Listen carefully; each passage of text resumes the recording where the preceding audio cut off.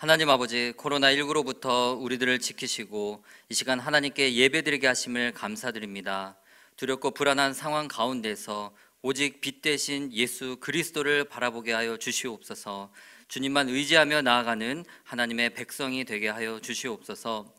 이 시간 예배를 드릴 때 마음을 다하고 힘을 다하여 예배 드릴 수 있도록 우리의 마음을 붙잡아 주시기를 원합니다. 감사드리며 예수님의 이름으로 기도드립니다. 아멘.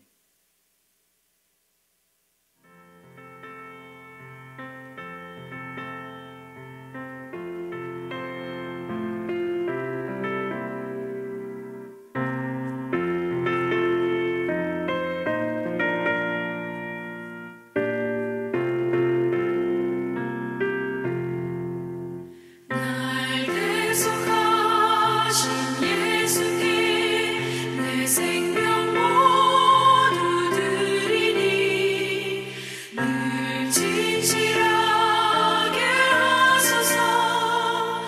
내 구주 예수여, 나 구주 위에 살리라.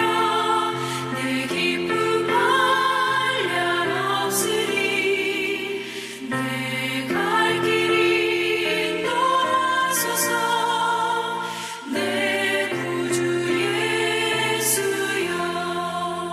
날 구원하신 예수를 일평생 의지하오니 날 영접하여 주소서. 내 구주 예수여, 나 구주 위에 살리라. 내 기쁨 한량 없으리. 내 갈 길이 인도하소서. 내 구주 예수여.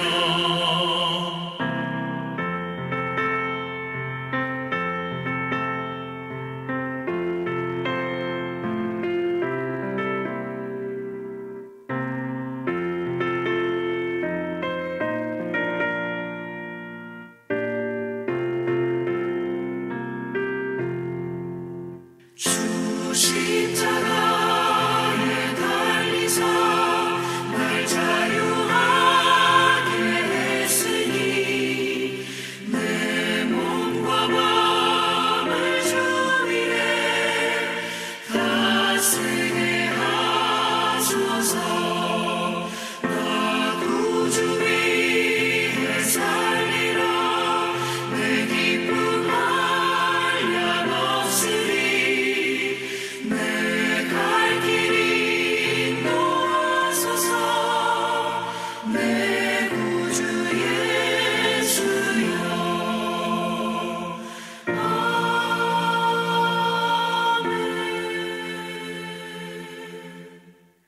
사랑과 은혜가 풍성하신 하나님 감사합니다.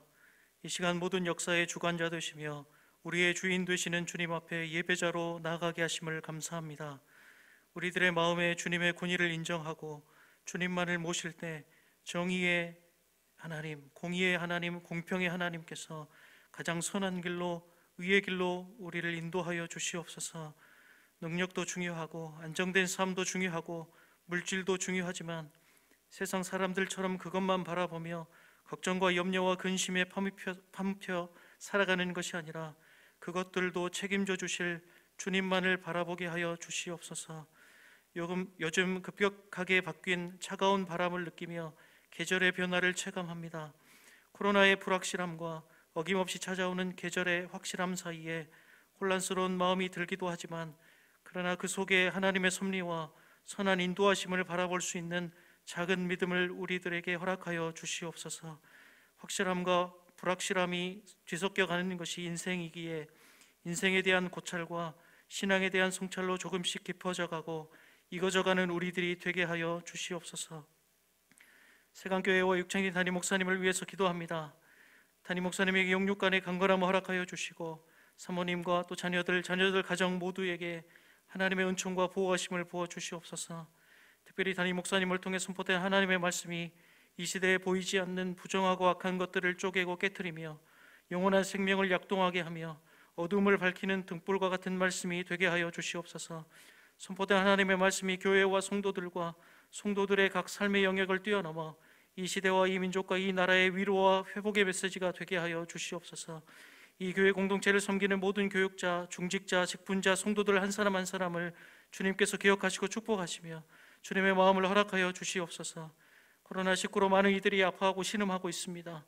이 나라와 이 민족과 조국 교회를 지켜주시고 특별히 질병으로 신음하는 성도들, 경제적인 문제로 힘들어하는 성도들, 또 여러 가지 중첩된 문제로 애가 타고 심령이 메말라가는 성도들에게 하나님의 위로와 회복을 허락하여 주시옵소서. 오늘도 우리 아래 내주하셔서 말할 수 없는 탄식으로 기도하시며 우리를 도우시는 보혜사 성령 하나님, 우리들의 연약함을 감찰하시고 죽음조차 영원한 생명으로 바꾸는 부활 신앙으로 승리할 수 있도록 인도하여 주시옵소서. 오늘 말씀을 전하시는 정청문 목사님께 말씀의 권능을 허락하여 주시고 성령님 역사하여 주시옵소서. 특별히 설교하는 이 자리에 성령 하나님 임재하여 주시고 또 예배하는 각 초소초소마다 성령 하나님께서 임재하여 주시옵소서. 또 선포된 말씀이 실제로 우리의 삶에 작동되는 말씀이 되게 하여 주시고 실제로 우리들을 일으켜 세우는 살아있는 능력의 말씀이 되게 하여 주시옵소서. 하나님의 예비하심과 계획과 하나님의 열심으로 하나님께서 우리에게 작정하신 것을 이루실 줄 믿습니다. 끝이라고 생각했던 그곳에서 하나님의 역사가 시작될 줄 믿습니다. 결국 완전하신 하나님의 위대하심과 선하심을 우리 모두가 보게 될 줄 믿습니다. 감사드리며 예수 그리스도의 이름으로 기도드립니다. 아멘.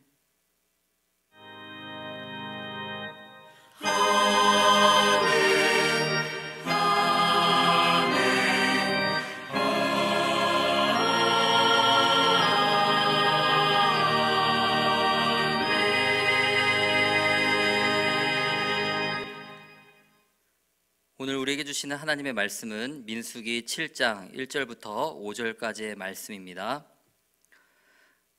모세가 장막 세우기를 끝내고 그것에 기름을 발라 거룩히 구별하고 또 그 모든 기구와 제단과 그 모든 기물에 기름을 발라 거룩히 구별한 날에 이스라엘 지휘관들 곧 그들의 조상의 가문의 우두머리들이요 그 지파의 지휘관으로서 그 계수함을 받은 자에 감독된 자들이 헌물을 드렸으니 그들이 여호와께 드린 헌물은 덮개 있는 수레 6대와 소 12마리이니 지휘관 2사람의 수레가 하나씩이요 지휘관 1사람의 소가 1마리씩이라 그것들을 장막 앞에 드린지라. 여호와께서 모세에게 말씀하여 이르시되 그것을 그들에게서 받아 레위인에게 주어 각기 직임대로 회막 봉사에 쓰게 할지니라. 아멘. 시내 광야에서 하나님은 이스라엘 자손의 모든 남자의 수를 계수하라고 명령하셨습니다. 그 말씀을 시작으로 이스라엘은 대대적인 인구 조사에 들어갔습니다.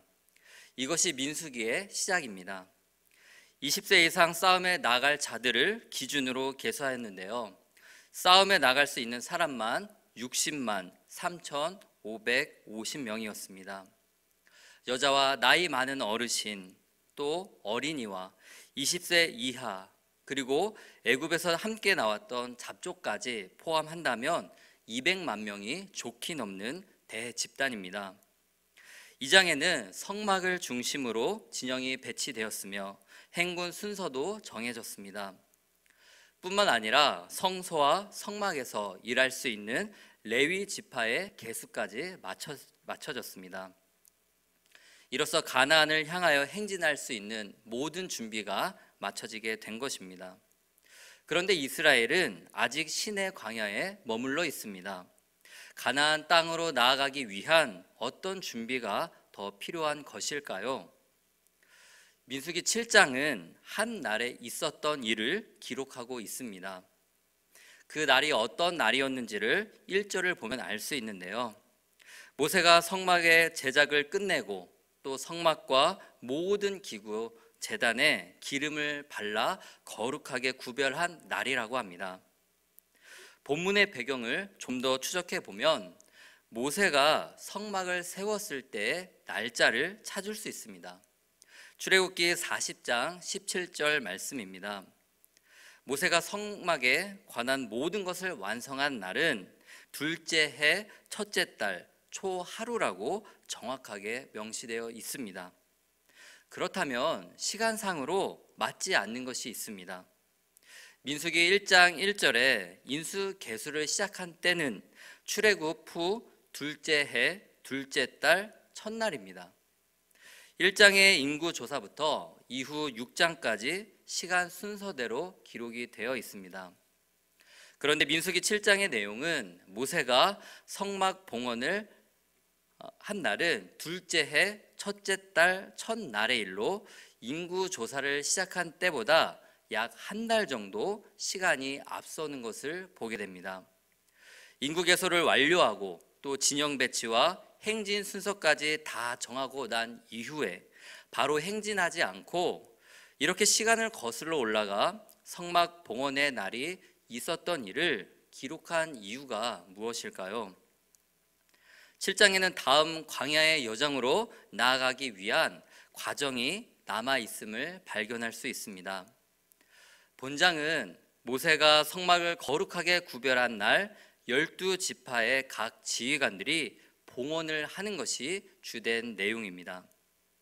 출애굽기에서 성막이 제작되고 또 봉헌식이 있을 때까지 브사렐과 오홀리압 그리고 모세와 아론 등 역할이 집중되어 있습니다. 이들이 중심이 되어 성막과 또 성소, 각종 기구를 제작하는 데 초점이 맞춰져 있습니다. 때문에 약 200만 이상이 되는 회중들의 역할은 상대적으로 적었습니다. 그런데 본문의 말씀은 마치 성막 봉헌식이라는 밑그림에다가 당시 지휘관들과 일반 백성들은 무엇을 하고 있었는지, 어떻게 성막 봉헌식에 참여했는지를 덧칠해서 보여주는 것 같습니다. 민수기 7장은 성막과 기구들이 제작되고 거룩하게 구별된 그 날, 백성들은 어떤 마음가짐을 가지고 있었으며 어떤 일을 하고 있었는지에 대한 단서를 제공합니다. 본문에서 나타난 지휘관들의 봉헌을 통해 성막 봉헌식을 대단히 입체적이고 또 구체적으로 볼 수 있게 된 것입니다. 오늘은 말씀을 통해 지휘관들이 드린 봉헌에 대해 집중해 보고자 합니다. 광야의 여정을 출발하기 전에 봉헌을 드린 내용을 기록한 이유를 살피고자 합니다. 하나님께서 봉헌물을 받으시고 어떻게 하셨는지를 듣고 봉헌을 드린 이후에 하나님께서 이스라엘을 어떻게 인도하셨는지를 듣는 시간이 되기를 원합니다. 이 시간 봉헌의 의미를 살펴보면서 나는 하나님께 어떤 예배를 드리고 있으며 또 어떤 봉헌을 드리고 있는지를 고민하며 결단하는 시간이 되기를 원합니다. 모세가 기름을 발라 거룩하게 성별한 성막은 이스라엘에게 있어서 너무나 중요한 부분을 차지하고 있습니다. 지극히 거룩한 지성소에는 하나님의 궤가 위치합니다. 그곳에서 하나님은 이스라엘을 만나 주셨습니다. 제단에서는 제사를 통해 예배를 드렸고 또 이곳에서 이스라엘은 죄와 부정함으로부터 거룩하게 성별될 수 있었습니다. 성막은 참으로 이스라엘의 정체성인 것입니다. 성막이 이토록 중요한 의미가 있다면 가능한 많은 백성들이 함께 나와서 하나님께 찬양하고 기뻐하며 감사하는 것이 더 좋은 것 아니겠습니까? 봉헌식에 12명이 가지고 나온 헌물이 부족하거나 모자란 것 아닐까요? 지금 수많은 백성들 중에서 겨우 12명의 지휘관들만 나와서 헌물을 드리고 있는 것입니다. 그렇다면 12명의 지휘관, 이들은 누구인가요? 지휘관들이 누구인지 대해서는 2절에 자세히 나와 있습니다. 제가 읽어드립니다. 이스라엘 지휘관들 곧 그들의 조상의 가문의 우두머리들이요 그 지파의 지휘관으로서 그 계수함을 받은 자의 감독된 자들이 헌물을 드렸으니, 이스라엘 백성들은 각각 조상의 가문을 따라 지파라는 공동체로 묶여 있습니다. 지파 안에서 모든 생활이 이루어집니다. 진을 치거나 행진할 때, 또 전쟁을 할 때, 심지어 가나안 땅에 들어가서 땅 분배를 할 때도 지파별로 기업을 나누는 것을 보게 됩니다. 지파는 자신의 삶이며 가문입니다. 이스라엘 자손들은 소속된 지파에서 평생토록 자신의 소임을 다하게 됩니다. 지휘관들은 그 지파의 수장이자 가문의 머리입니다. 리더입니다. 20세 이상 싸움에 나갈 만한 장정들을 감독하는 자로서 지파를 대표합니다. 이런 지휘관들이 한데 모여 성막 앞으로 나아왔습니다. 이것은 지휘관 자신을 포함하여 그 지파의 모든 자들, 즉 나이가 많은 자나 적은 자나 남자나 여자나 모든 사람이 함께 마음을 모았다, 뜻을 같이 했다라는 것을 의미합니다. 12지파 중에서 레위 지파는 성별된 지파로서 제외됩니다. 에브라임 므낫세 지파가 들어가면서 12명의 지휘관들이 모두 나와서 성막 봉헌식에 헌물을 드립니다. 비록 12명이 헌물을 드렸으나 이것은 모든 이스라엘 자손들이 다 함께 봉헌에 참여했다라는 것을 의미하는 것입니다. 본장에서 각 지파의 지휘관들이 하나님께 헌물을 드린 것이 2번 등장합니다. 먼저 첫 번째 봉헌부터 살펴보도록 하겠습니다. 3절 말씀을 봉독해 드립니다. 그들이 여호와께 드린 헌물은 덮개 있는 수레 6대와 소 12마리이니 지휘관 2사람의 수레가 하나씩이요 지휘관 1사람의 소 1마리씩이라. 그것들을 장막 앞에 드린지라.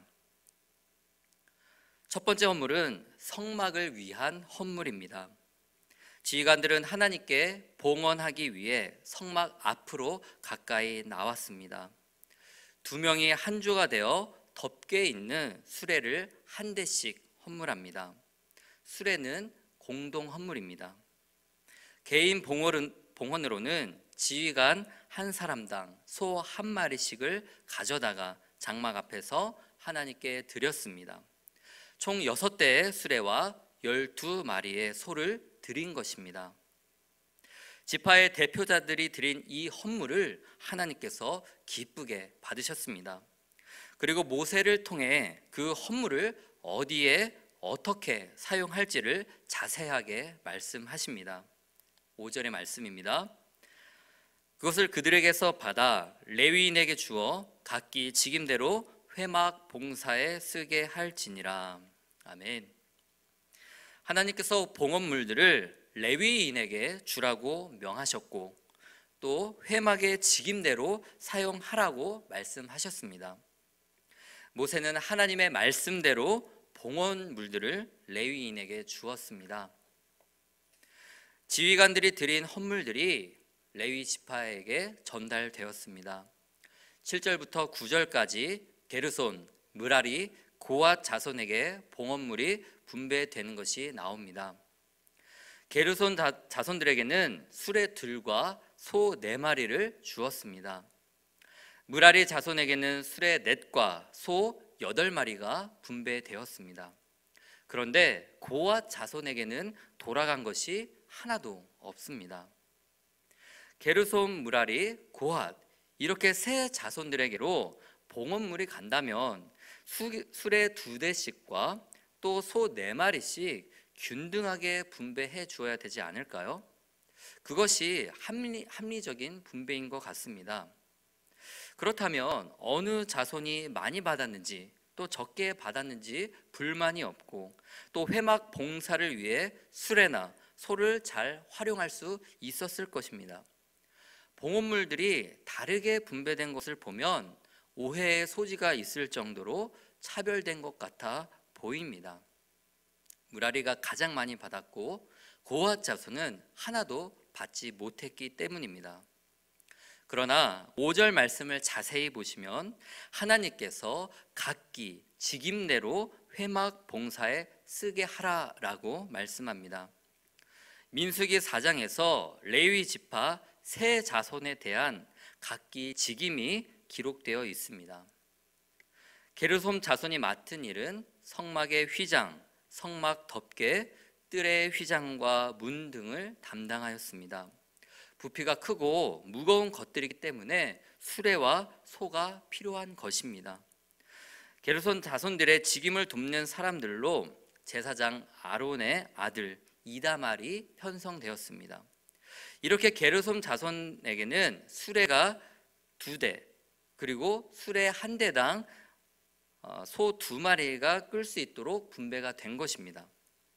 무라리 자손이 맡은 일은 성막의 널판과 띠, 기둥들과 받침들, 그리고 뜰의 기둥, 말뚝, 줄 등에 쓰이는 모든 것을 담당했습니다.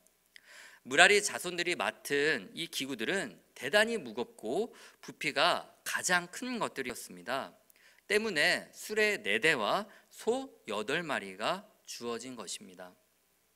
감독관은 따로 편성되지 않았으며 이다말의 수하에 있는 무라리 자손 종족들이 관리를 맡았습니다. 마지막 고핫 자손입니다. 고핫 자손은 수레와 소를 하나도 받지 못했습니다. 고핫 자손이 맡은 일은 지성소에 있는 증거궤와 진설병, 또 등잔대와 같은 지성물입니다. 지성소는 성막의 가장 핵심에 있는 그곳에 있는 모든 기구들은 지극히 거룩한 물건들입니다. 오직 고핫 자손만이 지성물을 운반할 수 있도록 선택받았습니다. 그럼에도 고핫 자손이 함부로 지성물을 만지면 죽음을 피할 수 없었습니다. 때문에 대제사장인 아론과 그의 아들들의 감독을 맡아서 고핫 자손이 레위인 중에서 끊어지지 않도록 생명을 보존하게 하였습니다. 지성물은 오로지 어깨로 메고 운반해야 됐기 때문에 수레나 소를 이용할 수 없었던 것입니다. 이런 이유로 고핫 자손에게 수레와 소가 배당되지 않은 것입니다.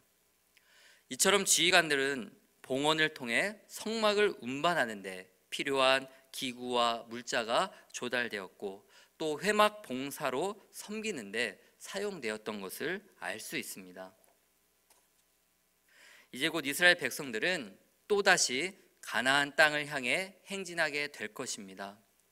진이 이동할 때 성막이 중심이 되어서 이동합니다.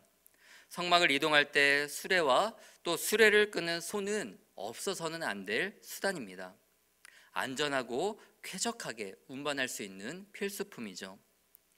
말씀을 통해 알 수 있는 사실은 지휘관들을 통해 드려진 헌물은 회막 봉사에 적재적소에 사용되었다는 것입니다. 분배하는 과정에서 어떠한 차별이 있었던 것이 아니라 하나님의 말씀에 입각하여 회막 봉사의 직임대로 사용되었던 것을 확인할 수 있습니다. 두 번째는 제단을 위한 헌물입니다. 제단에 기름을 바르던 날에 지휘관들은 제단의 봉헌을 위해 제단 앞으로 나왔습니다. 그때 하나님께서 모세에게 말씀하십니다. 11절의 말씀을 제가 봉독해 드립니다. 여호와께서 모세에게 이르시기를 지휘관들은 하루 한 사람씩 제단에 봉헌물을 드릴지라 하셨더라. 아멘.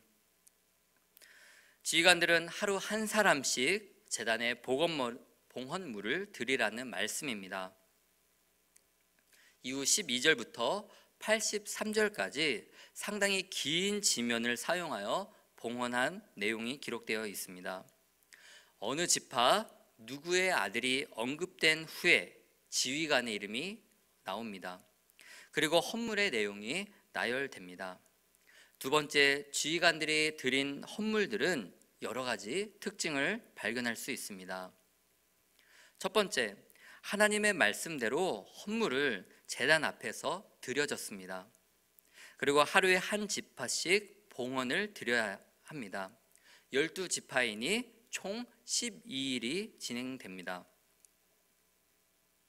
제가 말씀을 준비하면서 12절부터 83절까지 각 지파의 봉헌물을 비교해 보았습니다. 흥미로운 사실은 무려 71절이 되는 긴 내용을 기록하면서도 12지파의 헌물의 내용이 전부 똑같다라는 것입니다. 마지막 한 가지의 특징은 헌물을 드린 순서입니다. 12절을 보시면 첫째 날 헌물을 드린 자는 유다지파 암미나답의 아들 나손입니다. 이후 순서대로 제단 앞에 나와서 헌물을 드린 지휘관들을 보면 진 배치 순서에 따라 봉헌하는 것을 발견할 수 있습니다. 행진 순서대로 동쪽의 세 지파, 남쪽, 서쪽, 북쪽 순서대로 드리게 됩니다. 지휘관들이 봉헌한 내용은 다음과 같습니다. 성소의 세겔로 130세겔 무게의 음반 하나, 70세겔 무게의 은발이 하나입니다. 이 두 그릇에 소재물로 기름 섞은 고운 가루를 채웠습니다. 이어서 10세겔 무게의 금 그릇 하나입니다. 여기에다가는 향을 채웠습니다. 다음은 제사를 위한 짐승입니다. 번제물로 숫송아지 한 마리와 순양 한 마리, 1년 된 어린 순양 한 마리를 드렸습니다. 속죄제물로 순염소 한 마리를 드렸고, 화목제물로 소 2마리와 순양 5마리, 순염소 5마리와 1년 된 어린 순양 5마리를 드렸습니다. 봉헌물이 각 지파의 지휘관들은 위와 똑같은 헌물을 유다 지파로부터 마지막 납달리 지파까지 드리게 됩니다. 그런데 같은 내용을 이렇게나 반복하는 이유가 필요한가라는 생각이 듭니다. 이하 동문이라는 말이 있습니다. 다음에 나오게 될 내용이 앞의 내용과 같다라는 뜻이죠. 앞서 말씀드린 봉헌물의 내용을 한 번 기록한 후에 둘째 날 이사갈 지파 이하 동문, 셋째 날 스불론 지파 이하 동문, 이렇게 마지막 지파까지 이하 동문이라고 하면 편할 일을 모든 12지파의 내용을 반복하면서 똑같이 기록하고 있는 것입니다. 그러나 지휘관들이 하나님께 나와 봉헌을 드린 이 순서는 아무 순서나 되는 대로 나와서 드린 것이 아닙니다. 성소가 있는 중앙을 제외하고 이스라엘 진영의 4방위 중에서 가장 중요한 곳이 바로 동쪽입니다. 왜냐하면 동쪽 진영은 성막으로 들어가는 입구이기 때문입니다. 전략적으로 가장 중요한 장소이며 가장 탁월하고 막강한 군사력을 투입해야 되는 장소입니다. 행진을 할 때도 동쪽 진영이 가장 먼저 출발하였습니다. 실제로 동쪽이 20세 이상 싸움에 나갈 수 있는 군사가 18만 6,400명으로 가장 많이 편성되었습니다. 그 가운데 첫 번째로 헌물을 드린 유다 지파가 7만 4,600명으로 가장 많은 군사를 보유하고 있었습니다. 그런 동쪽 그룹으로부터 하나님께 봉헌을 드리기 시작한 것입니다. 이제 지루할 정도로 길게 봉헌의 내용을 기록한 이유가 조금씩 보이는 듯 합니다. 가장 군사가 많고 왕성한 유다 지파라고 해서 봉헌을 더 많이 드리지 않았습니다. 상대적으로 열세인 지파라고 해서 보다 적게 드리지 않았습니다. 군사력이 많든지 적든지, 중요한 동쪽이든지 보다 중요하지 않은 서쪽이든지 상관없이 동일하게 봉헌을 드린 것입니다. 이것이 모세가 성막에 기름을 바르고 거룩하게 성별한 그날 있었던 일입니다. 앞에서 각 지파의 지휘관들은 대표성을 가지고 있음을 생각해 보았습니다. 비록 12명의 지휘관들이 대표로 하나님께 봉헌을 드렸지만 이스라엘 자손들 모두가 성막 봉헌식에 참여한 것입니다. 모든 이스라엘 자손과 지파는 동일하게 최선의 예배와 봉헌을 드렸다라고 말씀하고 계시는 것입니다. 그렇게 12일 동안 12명의 지휘관들의 봉헌이 다 끝나던 날에 모세는 하나님께 말씀을 드리기 위하여 지성소로 들어갑니다. 89절 말씀을 봉독해 드립니다. 모세가 회막에 들어가서 여호와께 말하려 할 때에 증거의 위 속죄소 위에 두 그룹 사이에서 자기에게 말씀하시는 목소리를 들었으니 여호와께서 그에게 말씀하심이었더라. 아멘. 봉헌이 마치고 증거의 위 속죄소 위에 두 그룹 사이에서 하나님은 모세에게 말씀을 전하십니다. 모세는 하나님께서 자기에게 하시는 목소리를 들었다라고 고백하고 있습니다. 속죄소는 시은 좌입니다. 하나님의 사랑과 은혜가 흘러나오는 곳이며 하나님께서 거하시는 곳입니다. 바로 이곳에서 하나님의 말씀이 선포됩니다. 이스라엘아, 여기 이곳에 머물러라. 이스라엘아, 이동해라. 이스라엘아, 이곳에서 유월절을 지켜라. 이렇게 하나님께서 말씀하시고 모세는 하나님의 말씀을 듣습니다. 모세가 들은 하나님의 말씀을 지휘관들에게서 또 각 지파 이스라엘 자손에게로 울려 퍼지게 되는 것입니다. 이스라엘 자손이 행진할 수 있는 모든 것이 다 준비되어 있음에도 불구하고 아직까지 멈춰 있었던 사실은 하나님의 행진 명령이 아직 떨어지지 않았기 때문입니다. 지휘관들이 드린 첫 번째 봉헌과 두 번째 봉헌을 보면 알 수 있는 사실이 있습니다. 한 가지 유형을 발견할 수 있는데요. 먼저 하나님 앞으로, 성막 앞으로 가까이 나아오는 것입니다. 두 번째, 하나님께 헌물을 드립니다. 하나님께서 봉헌물을 기쁘게 받아주십니다. 세 번째로 하나님께서 말씀하십니다. 마지막으로 하나님께서 받으신 그 헌물을 목적에 따라 적재적소에 쓰이게 됩니다. 이 봉헌에 대한 유형은 하나님께서 기쁘게 받으시는 봉헌이 무엇인지를 알게 하십니다. 때때로 우리는 봉헌에 대해서 물질만 드리는 것으로 오해할 때가 있는 것 같습니다. 그러나 봉헌은 물질만 드리는 것이 아닙니다. 우리는 봉헌물이 적재적소에 쓰여졌던 또 하나의 기록을 잘 알고 있습니다. 바로 오병이어의 말씀입니다. 예수님께서 큰 무리를 가르치실 때였습니다. 그때 한 소년이 보리떡 5개와 물고기 2마리를 가지고 예수님 앞으로 나와왔습니다.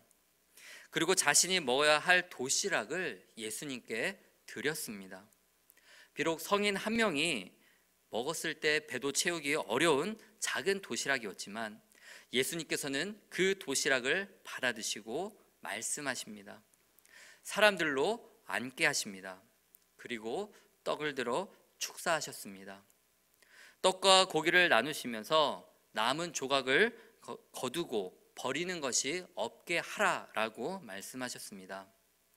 한 소년의 봉헌을 통해 주님께서는 그 자리에 있는 성인 5,000명이 배불리 먹고도 12광줄이나 남는 놀라운 일에 사용하십니다. 봉헌이란 하나님께 나아가는 것입니다. 하나님 앞에 드리는 것입니다.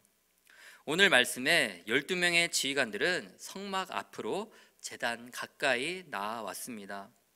한 소년이 예수님께 가까이 나아왔습니다. 이것이 봉헌의 시작입니다.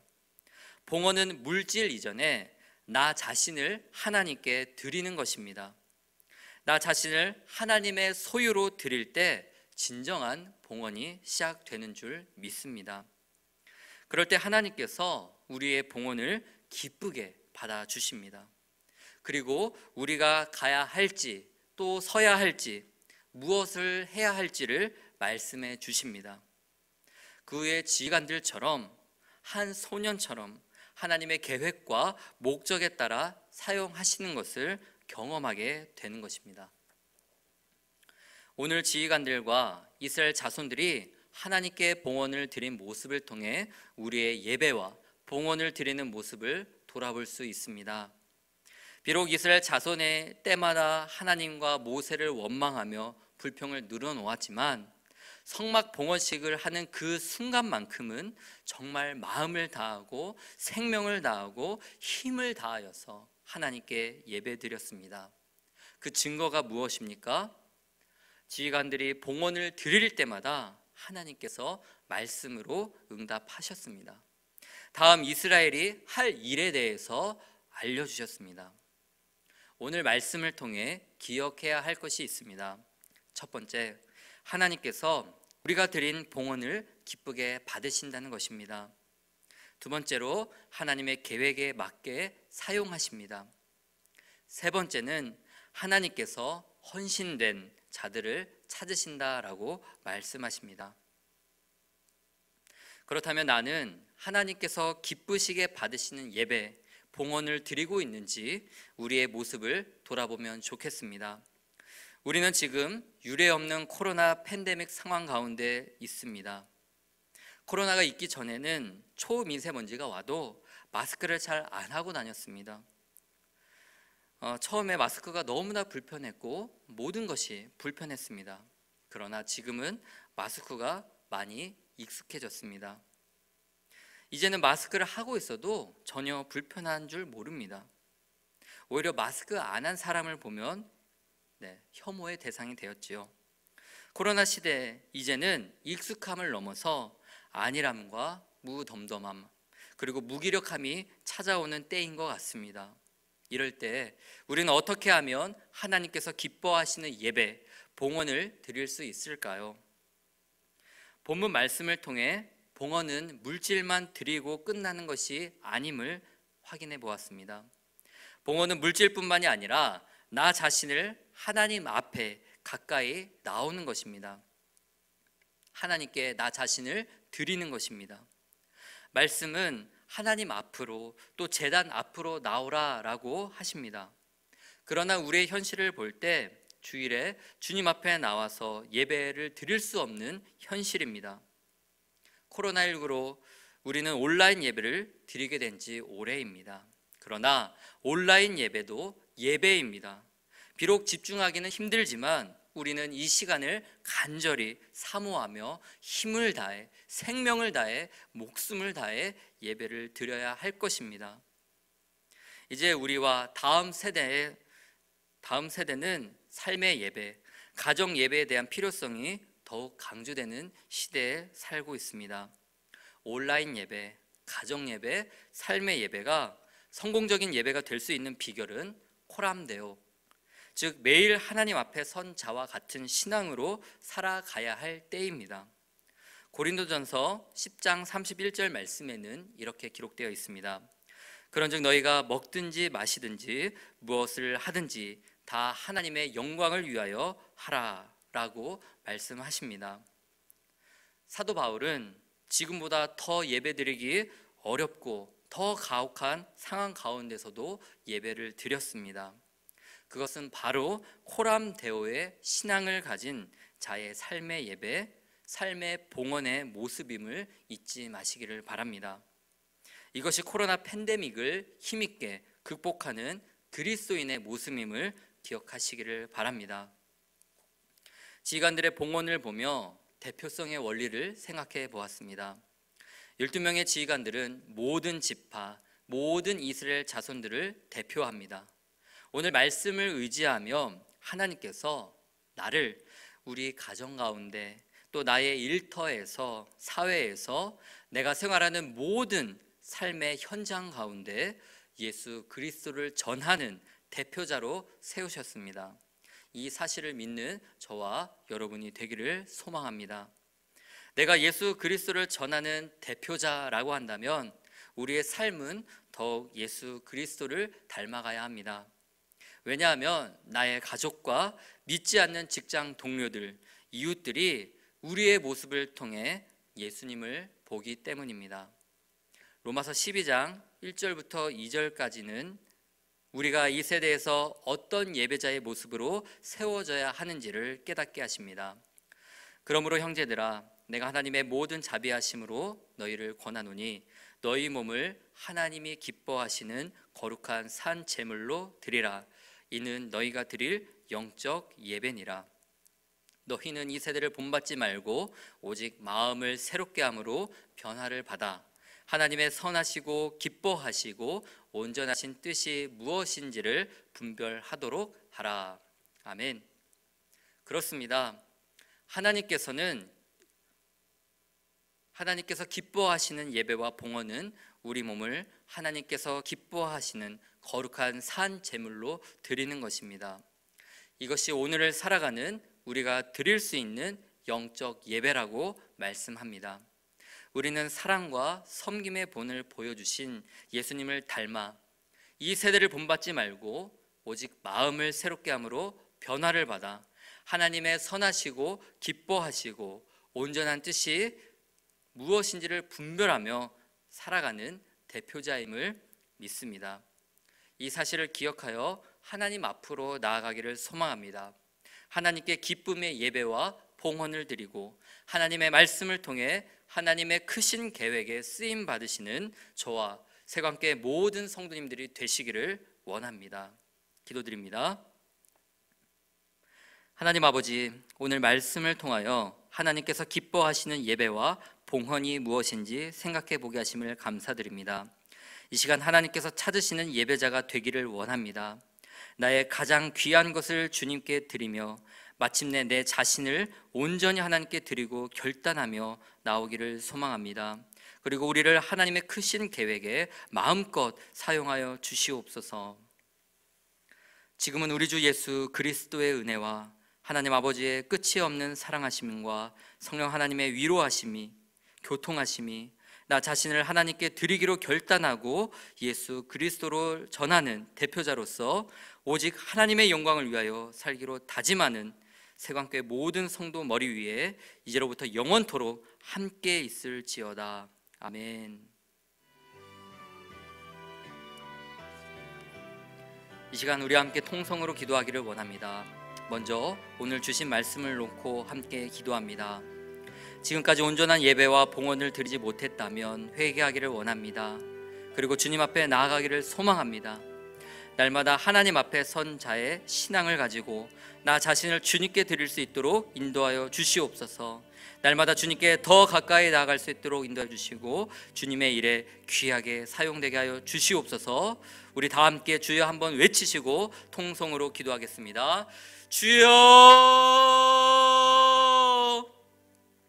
하나님 아버지 감사드립니다. 아버지, 오늘도 우리의 말씀을 통하여서 우리의 모습을 돌아볼 수 있도록 인도해 주심을 너무나도 감사드립니다. 하나님 아버지, 지금까지 온전한 예배와 봉헌을 드리지 못했다면 아버지 이 시간 용서하여 주시옵소서. 아버지, 코로나19로 인하여서 우리가 주님께 나오지 못하고 하나님 아버지 이곳에 모여서 예배드리지 못하고 있는 상황 가운데서 하나님 아버지 나의 마음과 안일함과 하나님 아버지 무기력함이 다가오고 있지 않는지 우리의 모습을 돌아보게 하여 주시니 감사드립니다. 하나님 아버지 시간 간절한 마음으로 주님께 예배드리기를 원합니다. 하나님 아버지 우리 마음에 주님을 향한 사랑과 열정이 회복되어지기를 소망합니다. 주님 붙잡아 주시옵소서. 하나님 아버지 이 시간 코람데오의 모습으로 하나님 우리의 매일이 하나님 앞에 선 자의 모습으로 나가기를 소망합니다. 하나님 아버지, 그래서 우리가 예배를 드릴 때 봉헌을 드릴 때 주님께서 기뻐하시는 모습 가운데 설 수 있도록 도와주시고 하나님의 말씀을 듣고 순종하며 하나님의 일에 하나님의 계획하심에 쓰임받는 저희들 될 수 있도록 역사하여 주시옵소서.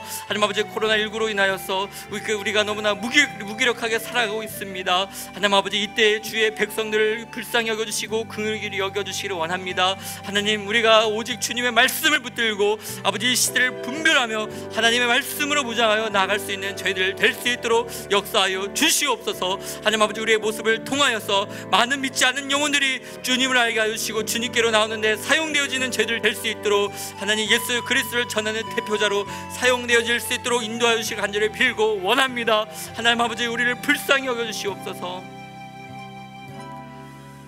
이 시간 두 번째로 새광교회와 유창진 담임 목사님을 위하여 기도합니다. 먼저 담임 목사님을 위해 기도드립니다. 담임 목사님의 영육간의 강건함을 허락하여 주시옵소서. 성령의 충만함을 덧입혀 주시고 말씀을 전하실 때 성령의 충만함을 허락하여 주시옵소서. 태어나실 말씀을 통해 우리의 마음밭에 하나님의 말씀이 심겨지기를 원합니다. 그리고 30배, 60배, 100배의 결실을 맺게 인도하여 주시옵소서. 그리고 우리 교회를 위하여 기도합니다. 우리 교회가 이 지역에, 이 나라와 이 민족 가운데 세상의 빛과 소금의 역할을 잘 감당할 수 있도록 인도하여 주시옵소서. 우리 다 함께 주여 한번 외치시고 통성으로 기도하겠습니다. 주여,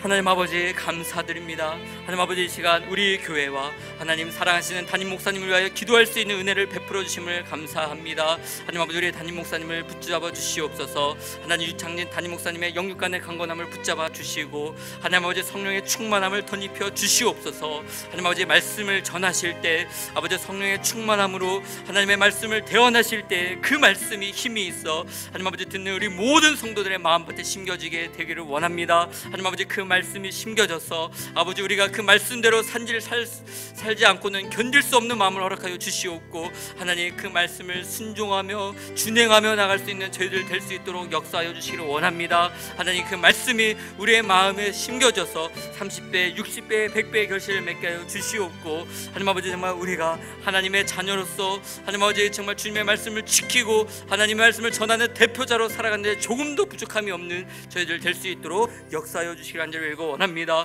하나님 우리 교회를 위하여 기도드립니다. 하나님 우리 교회를 50년 동안 인도하신 아버지 하나님을 찬양합니다.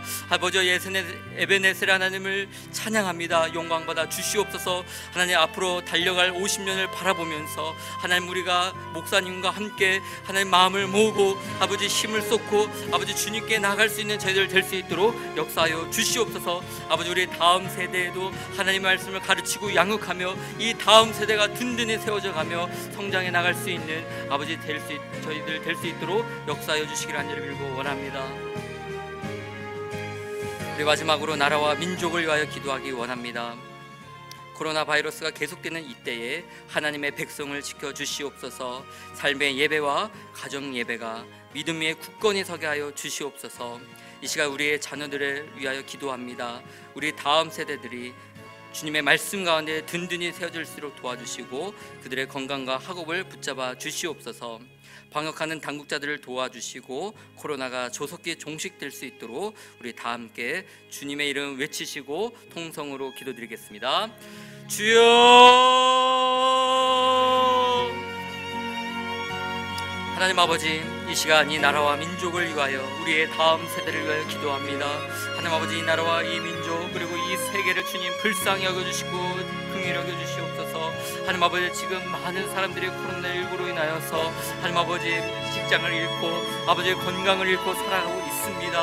하나님 아버지 너무나 처참하고 참혹한 시대를 살아가고 있습니다. 하나님 아버지 정말 이 시기에 하나님 아버지 우리 믿는 성도들이 바로 깨어서 기도할 수 있도록 도와주시고 하나님 아버지 정말 주님의 아버지 정말 우리 자신을 주님께 드리고 주님께 나아감으로 말미암아 하나님께서 말씀하신 그 말씀을 붙들고 아버지 이 세상에 아버지 정말 세상의 빛과 소금의 역할을 우리 감당할 수 있는 저희들 될 수 있도록 도와주시기를 원합니다. 하나님 아버지의 다음 세대를 위하여 기도합니다. 아버지 우리의 자녀들이 하나님 아버지 말씀 위에 든든히 세워져 가기를 소망합니다. 아버지 정말 그들의 건강과 학업을 붙잡아 주시고 아버지 그들의 마음밭이 하나님께서 기뻐하시고 원하는 마음밭으로 기경하여 주시옵소서. 하나님 아버지 그들의 하나님의 말씀으로 말미암아 아버지 이 시대를 분별하게 하여 주시며 아버지 주님 앞에 헌신되어져 나올 수 있는 우리 다음 세대가 될 수 있도록 역사하여 주시옵소서. 하나님 아버지 방역하는 당국자들을 주님께서 붙잡아 주시기를 원합니다. 하나님 아버지 정말 그들이 하나님 아버지 정말 열심을 쏟고 하는 그 모든 일을 통하여서 하나님 아버지 하루속히 백신이 개발되게 하여 주시고 하나님 아버지 이 코로나가 조속히 종식될 수 있도록 인도하여 주시옵소서. 그래서 우리가 다 함께 한 자리에 모여 하나님을 찬양하고 우리를 지키고 보호하여 주신 그 하나님의 은혜에 그 사랑에 감격하며 주님께 예배드리며 나올 수 있는 저희들 될 수 있도록 역사하여 주시옵소서. 감사드리며 예수님의 이름으로 기도드립니다.